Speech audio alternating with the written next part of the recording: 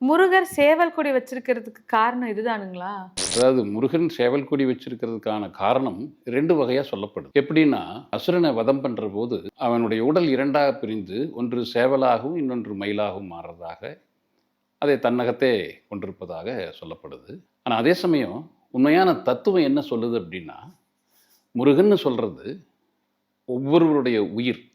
அது ஆத்மான்னு சொல்லலாம், ஜீவன்னு சொல்லலாம். அப்படி இருக்கிற அந்த உயிர் தான் முருகன். அந்த உயிர் மேலே சிதாகாசத்தில் இருக்கு.